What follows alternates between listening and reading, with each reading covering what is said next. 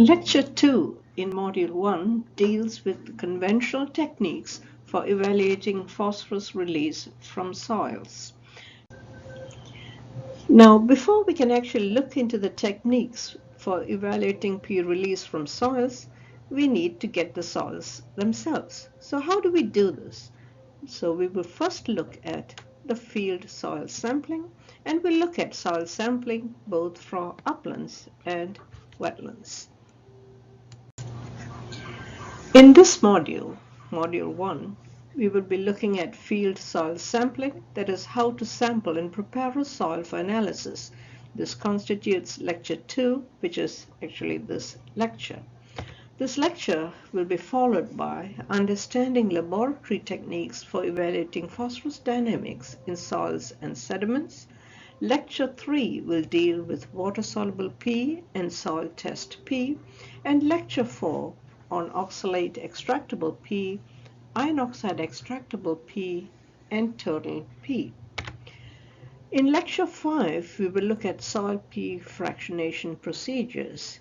Now, in this particular lecture, we will also look into the importance of accounting for procedural differences between research groups when comparing data. Now, for looking at soil sampling, let us look at upland soils first. Sampling a soil, as I've mentioned earlier, is the first step toward conducting any soil analysis. The depth of soil sampling is based on the objectives. A 0 to 10 or 15 centimeter depth is conventional for agronomic purposes. For environmental evaluation, deeper soil sampling, example to seasonal high water table, can be advantageous. Deep soil sampling is particularly important for Florida soils, where leaching is a predominant mode of transport. Next, we'll look at soil sampling by horizon. To begin with, what are soil horizons? They are simply layers formed via soil processes. We will then move on to looking at soil morphology, and understanding the Florida soil morphology will be discussed in detail in Module 2, Lecture 1. So what constitutes a soil profile? A typical soil profile has several layers or horizons. The surface is the A horizon, followed by the E horizon, the B horizons, and the bottom horizon constitutes the parent material, and the composition, texture, etc. will vary with the various soil profiles. So the next question is, how do we sample the various soil horizons with an auger? The picture to your left, that is A, shows how an auger is used to push down a soil to obtain the various soil horizons. B shows exactly what the auger would look like when you pull it out from the ground. C is the soil which is laid down in a gutter, and they vary. They are placed in such a way right from the surface horizon to the depth you have sampled. Now, if you look at it carefully, that is the surface horizon. Now, sometimes the surface horizon will be divided into more than one horizon or one depth, simply because there might be a difference in color change. Now, with that, we move on, or we will look at the next slide, where you will be seeing how we can actually measure the various soil horizons. In this slide, or here, we're looking at measuring the depth of the horizon. What you're seeing is the lowermost part of the soil profile you have sampled. You'll notice the difference in texture, and you'll also notice all these reddish color, which is actually iron here. And then for each of that, you will notice the depth. Now, this is how we know that the depth of the sample, or that particular horizon, is 25 centimeters. And we go on to do the same for the rest of the soil profile, as you can see here. Profile. The next is a little bit of notes on intact soil coring. A shows how a soil corer is used. It's collecting an undisturbed core sample, and there's a plastic sieve within the corer. As you can imagine, you'll need to account for soil compression, because as you thrust the corer into the soil is definitely going to be compressed a little. Now, how do you measure the core length? The depth of the hole where the corer was inserted and the length of the soil core in the sleeve is simply a measure of the soil compression. You do not expect the core length and the length of the soil core within the core length within the soil to be identical, in which case there will be no soil compression. Next we have, how do you do soil samplings in a wetland soil, or wetland soil sampling? Here again, the depth of sampling depends on the objective. Numerous sampling devices are available. A few are illustrated in the next couple of slides. Now, for details on wetland soil sampling, patterns and procedures, we have a very good chapter by Osborne and DeLon in soil and sediment sampling of inundated environments. It's in the methods in biogeochemistry of wetlands. And this is in a Soil Science Society of America book series number 10. So details for wetland soil sampling will be available, or is available, in this particular book. So next we will be looking at corers for wetland soil sampling. These corers do not go with a lot of details here, they're just pictures, but for more details you can just look into the book which I mentioned, or the chapter I mentioned a little bit earlier. And to the right you would see the procedure for extruding soil samples using a push auger. The A shows how to place the push auger on an extrusion stand so as to extrude core from the bottom. B is the extruding sample into collar of desired length, and C is how you can cut and bag the soil sample.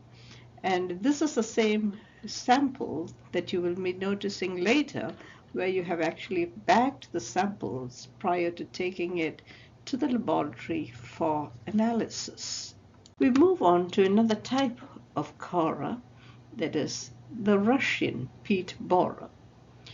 Again, these are just examples that you notice in those photographs on the left, and on the right, how the explanation shows how the soil sample is retained in the Russian peat borer. B indicates or shows the deployment of peat borer in and from an airport boat in Florida Everglades. Note there's a very long, or a 2-meter extension handle, so that you can get down deeper into the soil profile. Here is the same deep soil sampling. The intact sediment sample retrieved using a piston corer is shown on the diagram to the left.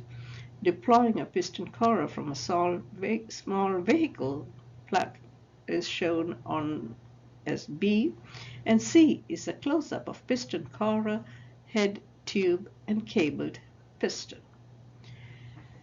To the right is an example of the deployment of vibration coring equipment in flooded soils. Note the tripod for removal of 3-meter core tube from sandy marine sediments. These figures are also present in the book, or the chapter that I just mentioned a couple of slides ago. Now we have sampled the soils. So what next? What was our aim? The aim was obtain do the various analysis on the soil. All right, but how do we proceed and what do we do? Now here is the first of what we do after the soil is obtained from the field. It could be a wetland soil, it could be an upland soil, and it could be any location or in any area. Now, one of the first things we need to do is to label the sealed plastic bags with the soil. Now, you take the soil, depending on the amount you need, put them in plastic bags, seal it,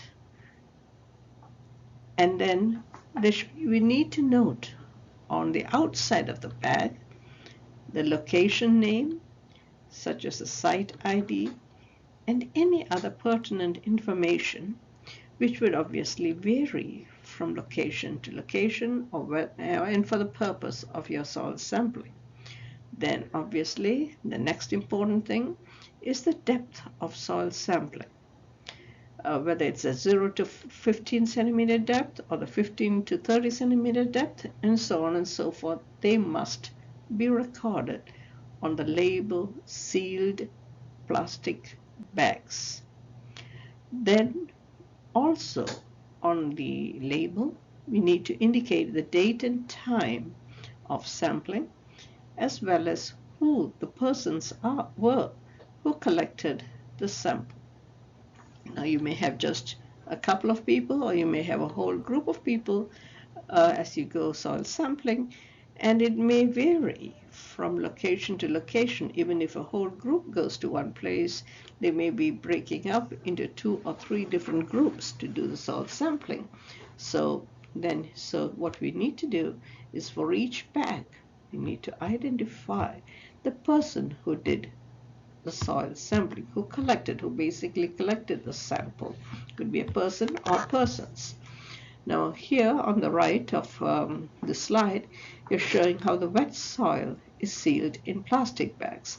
So this is what you now have that you have to bring to the lab.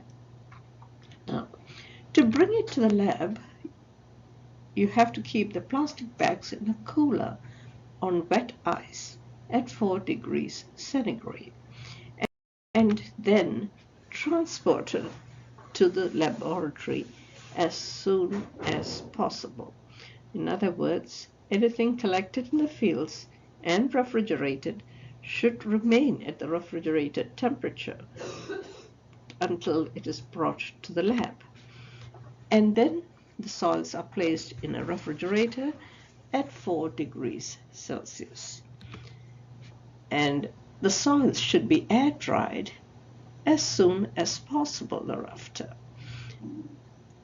See the figure on the right, and on the top right actually, it shows how you're air drying the soil.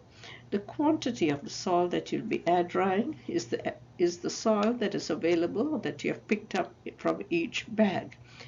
And then when the soils are dried, you will be sieving the soils through a 2 millimeter sieve, as shown in the bottom figure in the slide.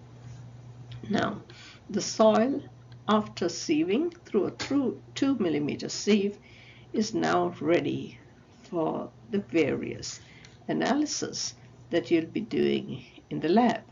And remember, what I've just shown you is for both upland and wetland soils, and you treat every depth of the soil that you've taken in an identical manner.